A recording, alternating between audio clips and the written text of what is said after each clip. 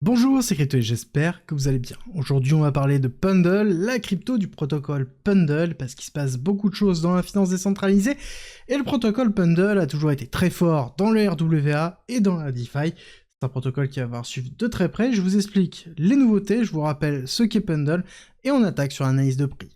Avant d'aller plus loin, n'oubliez pas, si vous voulez plus de vidéos de ce style-là, likez et surtout abonnez-vous, et on attaque tout de suite Pendle.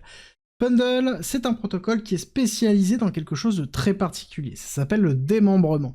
Concrètement, c'est quoi? On donne un token, une crypto à Pendle, et il vous en sort deux à la place. Alors pour faire très simple, si je donne l'exemple du STETH, qui est la représentation de l'Ether stacké sur Lido, donc le STETH, d'accord.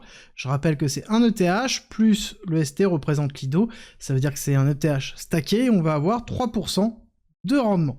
Pour faire très simple, ce que va faire Pendle, c'est qu'il va sortir le TH d'un côté et le rendement de l'autre, et donc on a deux tokens qu'on peut moduler si on le veut. Soit ici vendre juste la partie ETH en gardant le rendement, soit à contrario, peut-être ici, récupérer que le rendement ou vendre le rendement. On fait ce que l'on souhaite. Là-dessus vous allez me dire, oui mais ça sert à quoi? Bah ça sert peut-être pas à grand chose quand on n'a pas l'habitude de la finance décentralisée, mais quand on fait beaucoup de finance décentralisée ou qu'on est un gros protocole ou même un constructeur de stratégie, je peux vous assurer que ça ajoute énormément de valeur. Parce que par exemple, ça permet de pouvoir valider pendant un certain temps un pourcentage, un yielding très longtemps, alors que peut-être il va juste durer, sur le principe, juste quelques heures. Et c'est quelque chose qui est vraiment puissant quand on comprend comment ça fonctionne. Surtout que Pendle met un point d'honneur aussi à travailler autour des rendements, c'est une chose, mais aussi autour des points, et on sait très bien que les airdrops fonctionnent beaucoup avec des points, et c'est le cas par exemple avec Sonic, en ce moment. Au niveau de la structuration, on est cross-chain, alors là on a Ethereum, Arbitrum, BNB Chain, Optimism, mais ça continue, on va retrouver Bera Chain, on va retrouver Sonic, on va retrouver plein de chaînes, notamment toutes les EVM compatibles, et on va voir les évolutions de Pendle. Les évolutions de Pendle, ça va être V2 avec une amélioration générale de la plateforme. On va avoir Citadel qui est vraiment très puissant, parce que ça a permis de toucher les non-EVM utilisateurs, donc par exemple ceux qui sont sur Solana.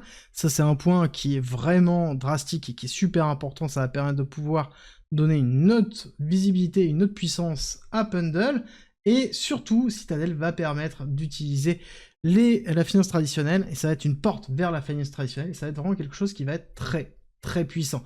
C'est ce qui va permettre à Pendle de prendre une autre envergure, et je vous en parle d'ailleurs depuis relativement longtemps, que Pendle va être très utilisé par la finance traditionnelle, parce que ça permet de se hedger assez facilement et de façon très structurellement pour des institutions. Et ensuite on va avoir Boro qui a une volonté d'accroissement de V2 et de Citadel. Globalement c'est la partie qui va booster tout le reste et qui devrait multiplier par 10 le volume qui est disponible sur V2. Donc là on a vraiment l'explosion par la suite, et tout ça arrivera sur les détenteurs de Pendle. Alors pas vraiment, c'est ceux qui ont stacké leur Pendle en VE Pendle, donc directement sur le protocole, et qui voteront et qui seront actifs. À savoir qu'on est à peu près sur un APR de 34% pour ceux qui stackent et qui votent régulièrement sur Pendle.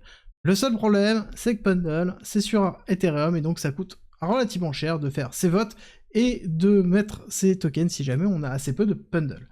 Où on en est en termes de prix? Vous allez voir qu'on a pas mal de choses à voir, parce qu'on a un token qui a quand même repris du poil de la bête par rapport à beaucoup d'autres.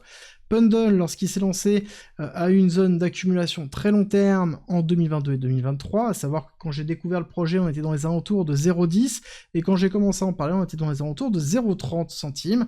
On a fait une hyper accélération ici jusqu'en avril 2024, pour arriver dans les alentours, hop, on va se remettre ici, dans les alentours de 7,5$, pour retracer violemment dans la zone de réaccumulation qu'on avait dans les alentours des 3$, on est reparti retester le top, et là on est en train de reconsolider justement dans cette même zone des 3$, à savoir qu'on est allé chercher la liquidité de ce plus bas, d'accord? On voit bien qu'ici on a un top, un plus bas, un top, un plus bas, là on a une structure qui est plutôt baissière court terme, sauf que si jamais on invalide en allant justement consolider au-dessus, par exemple, de ce top-là, donc dans les alentours des 3,7$, ce sera plutôt positif, ça voudrait dire qu'on va repartir à la hausse de façon puissante, et en tout cas peut-être aller retester les 7$. Si jamais on a terminé vraiment le retracement et qu'on attend une altcoin season, ça sous-entend qu'on va repartir dans une phase d'accélération, parce que ça veut dire qu'on a eu un gros retracement A, B, C. Alors je vais juste nettoyer un peu pour refaire. Hop, A, B, C, plutôt classique, avant de repartir sur une dernière vague, et une phase d'accélération qui sera certainement la fin de la altcoin season. Bref, dans tous les cas, vous l'avez compris, Pendle est un protocole essentiel dans la finance décentralisée. On est dans une zone d'accumulation. Quand on regarde le mouvement total qu'a connu Pendle depuis le début, avec tout simplement ici un retracement de Fibonacci, on est dans les alentours des 786, 618, zone classique de rechargement long terme, donc plutôt positif pour repartir aller chercher. Target que l'on a, toujours classique, extension de Fibonacci, avec les 9 $, les 13 $, voire potentiellement les 20 $ en fonction de l'évolution de Pendle et surtout de la liquidité qui se déversera dans les altcoins. À savoir que c'est super important de voir quels sont les narratifs qui vont prendre.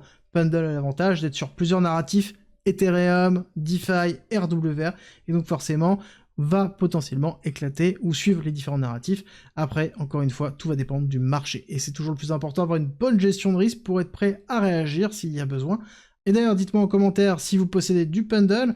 Et en attendant, je vous dis à très vite pour une nouvelle vidéo.